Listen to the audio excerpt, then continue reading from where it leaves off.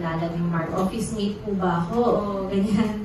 Actually, si mom ko at yung mama ko, si Winnie. So, sila po ay fitness first friends. So, yan, 10 years na silang magka-gym mates. Sila talaga gym buddies. So, sila yung nagpakilala sa amin ni Mark. Yun.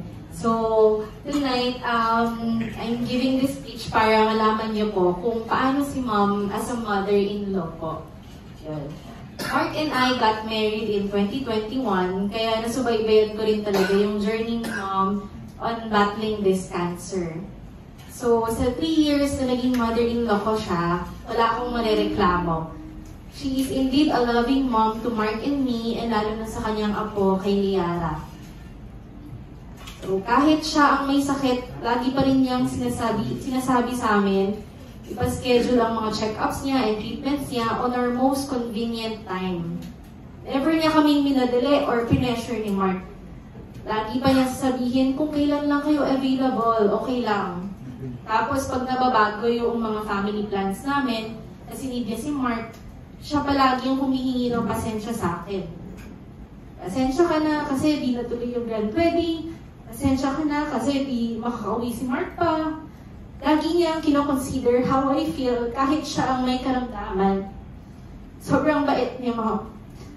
Malayong-malayo sa mga napapanood natin sa teleserye. Malayong-malayo kay Annabelle Rama. So sabi nila, ang mga parents natin ang pinakamahirap na maging pasyente natin. Doktor po kasi ako. Pero with mom, nung nagkasakit siya, she was very cooperative and submissive to all the needed consultations and treatments.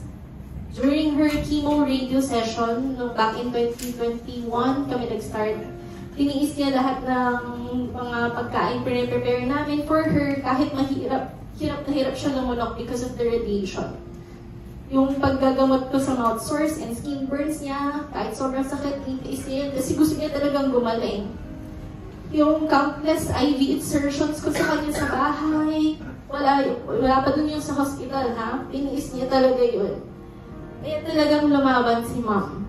She endured all the pain. Kaya naman nung nagsabi siya sa hospital, itong last na hirap na talaga siya. Alam namin it's really time to let her go. Happy ako because I know she is already pain-free in heaven. Di ko makakalimutan yung time na sinabi ko sa kanya yung result ng PET scan last year, kung kailan meron ng mga meds. Sabi niya, tapos ako yung iyak ng iyak actually, samantalang siya, relax lang, kalmado. Sabi niya, alam mo, nung nagkasakit ako, alam ko nakilala si Jesus. Kasi yun yung time talaga na araw-araw siya nagbabasa ng Bible, pinukwento niya sa akin. Kaya kung ano man yung, sabi niya, kaya kung ano man ang ipagkakaloob sa akin ng Diyos, tatanggapin ko yun ng buo. Tapos yung gabing yun, ang sarap ng tulog niya sa bahay namin. Samantalang si Mark pa nga yung hindi nakatulog kasi nag-aalala.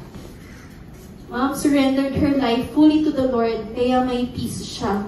And yun yung nag-help sa amin also to have that peace. Di man kami masyadong nakapag-bonding ni Mom, kasi 3 years lang yun, no? Pero yung 3 years na yun is already enough para makita at matutunan ko yung mga remarkable traits ni Mom as a mother-in-law. So she will always remain an inspiration to me.